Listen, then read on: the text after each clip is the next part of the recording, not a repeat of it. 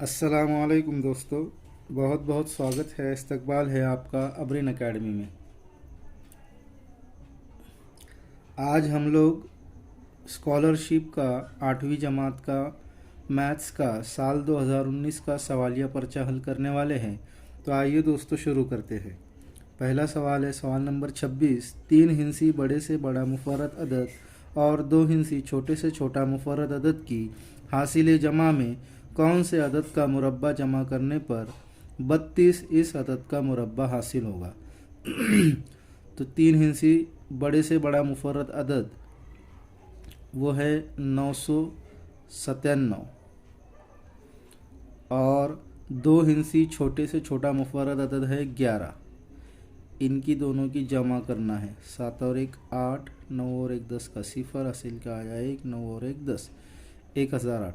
अब इस अदद के अंदर कौन से अदद का, यानी ऑप्शन में से कौन से अदद का मुरब्बा जमा करेंगे तो 32 का मुरब्बा हासिल होगा। तो उसके लिए हमको 32 का मुरब्बा मालूम होना ज़रूरी है।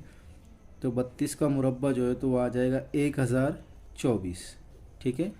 अब 8 के अंदर कितना जमा करेंगे, 1008 के अंदर कितना जमा करेंगे तो 1024 आएगा।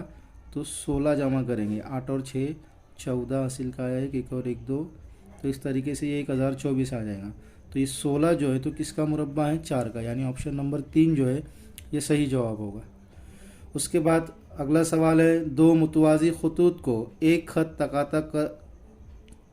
कता करने पर बनने वाले कुल मुतबादला ज़ावियों की नज़ीरी ज़ावियों से निस्बत कितनी होगी। तो 2 मुतवाज़ी खतूत, इनको जब एक खत कता करता है तो कुल जो है तो 8 ज़ाविये बनते हैं। ठीक है, इस तरीके से। तो मुतबादला ज़ावियों की नज़ीरी ज़ावियों से जोड़ी मालूम करना है। तो नज़ीरी ज़ावियों की जो है तो कुल 8 ज़ाविये नज़ीरी ज़ाविये बनते हैं, यानी 4 जोड़ियाँ बनती है। और मुतबादला ज़ाविये जो है तो इनकी 2 जोड़ियाँ बनती है। तो इनकी निस्बत कितनी हो जाएंगी, 1:2 हो जाएंगी। देखो सवाल में मुतबादला ज़ावियों की नज़ीरी ज़ावियों से निस्बत पूछी हुई है। तो मुतबादला ज़ावियों की 2 जोड़ी और नज़ीरी ज़ावियों की 4 जोड़ी। ठीक है। नज़ीरी ज़ाविया मतलब जिनकी साख एक ही जानिब होती है। तो इसका जवाब जो है तो ऑप्शन नंबर 1 जो है तो वो सही जवाब रहेगा। फिर उसके बाद वाला सवाल है सवाल नंबर 28।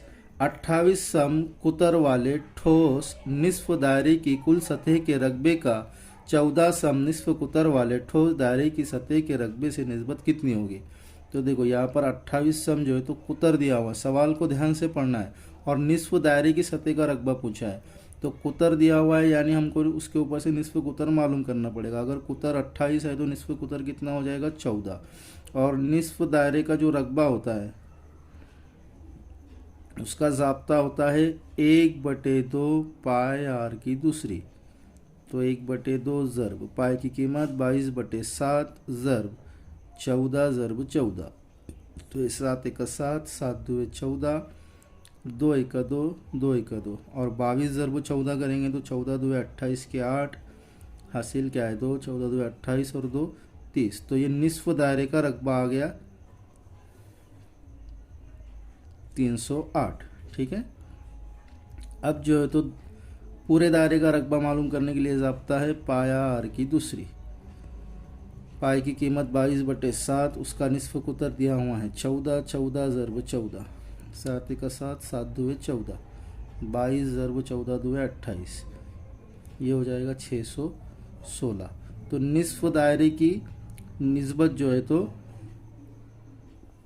पूरे दायरे से पूछी हुई है। तो ये 308 निस्बत 316 है। तो ये हो जाएगा 1:2, यानी ऑप्शन नंबर 4 जो है वो हमारा सही जवाब रहेगा, 1:2। फिर उसके बाद सवाल है 2x की तीसरी जमा 1 ज़रब x की दूसरी तफरीक 1, इस कसीर रुकनी के हासिल ज़रब का दर्जा कितना होगा। तो देखो ये 2x की तीसरी ज़रब x की दूसरी, 2x की तीसरी ज़रब x की दूसरी, तो ये क्या हो जाएगा 2x की पाँचवीं। तो इसका जवाब आएगा ऑप्शन नंबर 3।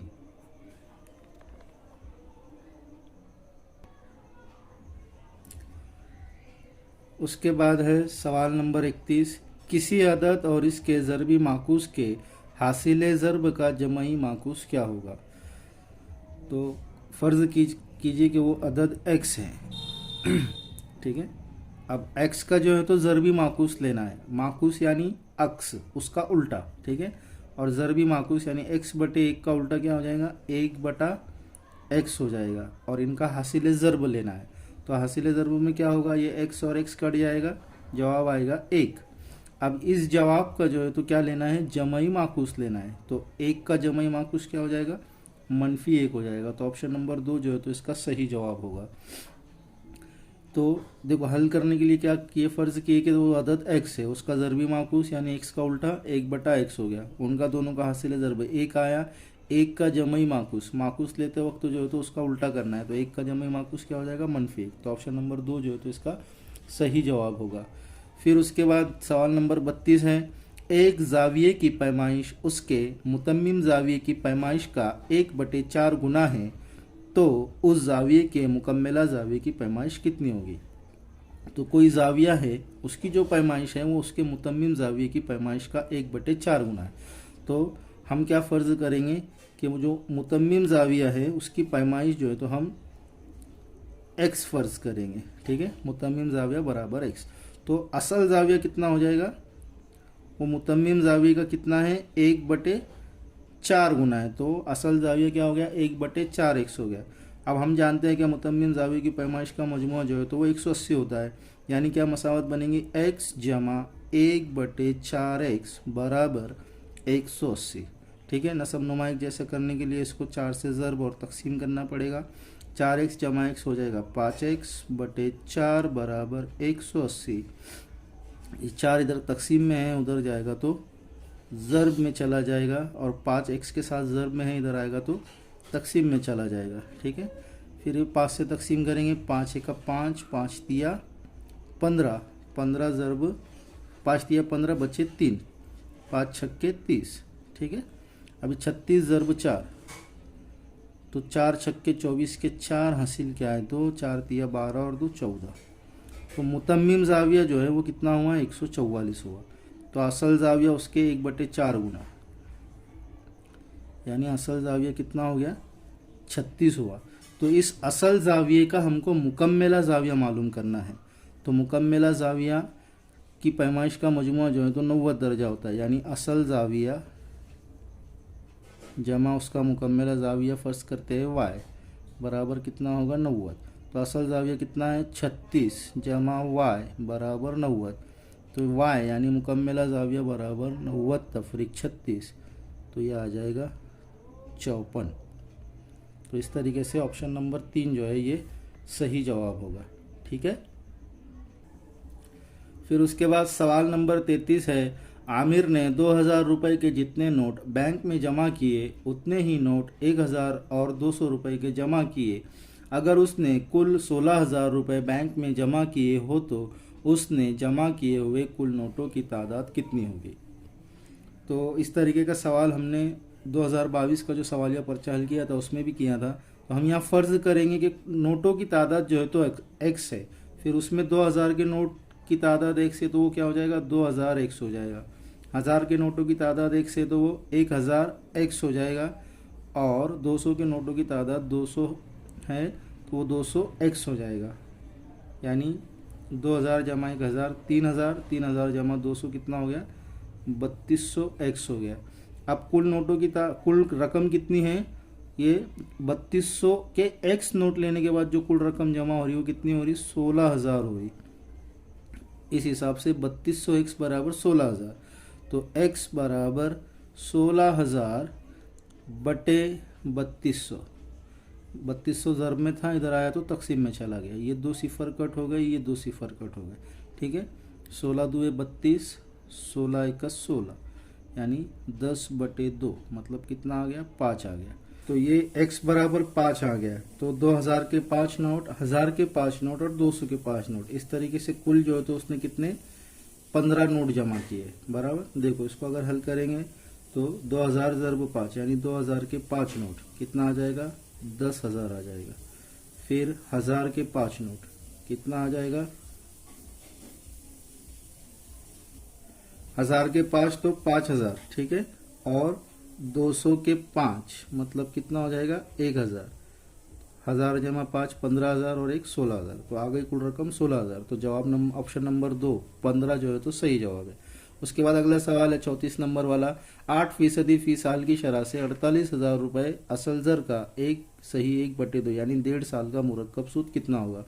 तो मुरक्कब सूद के लिए ज़ाब्ता है मुरक्कब सूद बराबर पी कॉस में 1 जमा r/100 की कुव्वत n। अब इसमें हमको क्या क्या दिया हुआ है, पी की कीमत दी हुई है 48,000। उसके बाद